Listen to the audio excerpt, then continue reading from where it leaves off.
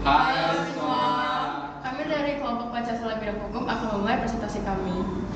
Sila pertama, ketuhanan yang Maha Esa. Sebelum dimulai sidang, para saksi diharuskan untuk bersumpah di bawah kitab suci sesuai dengan keyakinannya.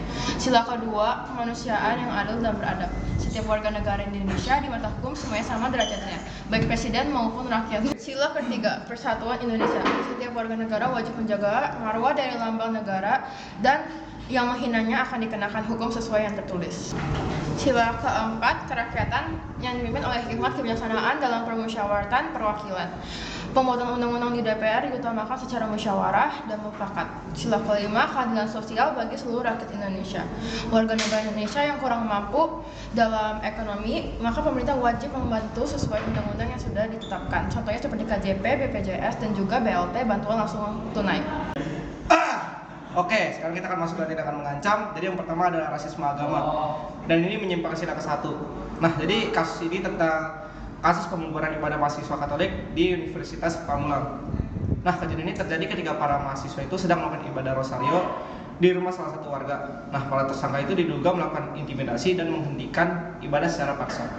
Polisi menyatakan tindakan mereka melanggar undang-undang tentang kebebasan beragama. Nah, contoh selanjutnya yaitu tindakan korupsi yang menyimpang sila keempat, yaitu kasus korupsi pertambangan timah yang dilakukan oleh Harvey Moise.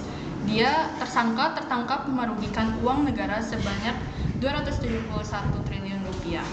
Nah, selanjutnya yaitu melanggar hak asasi manusia yang menyimpang sila kedua. Nah, di sini beritanya ada kasus KDRT yang dilakukan oleh Armor Toreador kepada istrinya Cut Intan. Tersangka sang suami memukuli istri dan juga menendang bayinya. Oke guys, sekarang kita bakal di biblical worldview. Apa yang bisa kita dapatkan? Pertama, nilai-nilai moral dan etika. Kita bisa lihat nilai-nilai dan moral seperti Pancasila, keadilan sosial dan kemanusiaan selaras dengan ajaran Alkitab tentang kasih dan keadilan. Kedua, bisa saja juga tentang kepemimpinan dan pemerintah. Prinsip pemerintah yang adil dan bertanggung jawab dalam Pancasila mencerminkan ajaran Alkitab tentang kepemimpinan yang integrasi dan berpihak pada kesejahteraan umum. Kemudian ada biblical worldview yang ketiga, hak dan kewajiban warga negara, yaitu Pancasila yang menekankan hak dan kewajiban warga negara.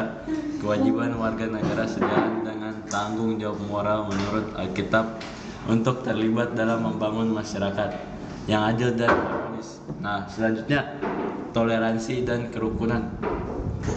Prinsip toleransi dan kerukunan antar umat beragama dalam Pancasila cocok dengan ajaran Alkitab mengenai penghormatan terhadap perbedaan dan hidup berdampingan dengan damai. Yang terakhir adalah pentingnya keadilan dan kesejahteraan sosial. Nah, penekanan Pancasila pada keadilan sosial dan kesejahteraan bagi seluruh rakyat sesuai dengan ajaran Alkitab tentang keadilan dan perhatian terhadap orang-orang kurang beruntung. Lalu ini adalah pertanyaan. Salah satu pertanyaan adalah apa dampak negatif yang bisa terjadi dari tindakan-tindakan mengancam yang bertentangan dengan nilai-nilai Pancasila seperti yang telah disebutkan sebelumnya. Lalu yang kedua, apa langkah atau cara yang bisa dilakukan untuk mengatasi dampak negatif tersebut dan mencegah untuk terjadi lagi. Nah, sekian presentasi dari kami. Terima kasih.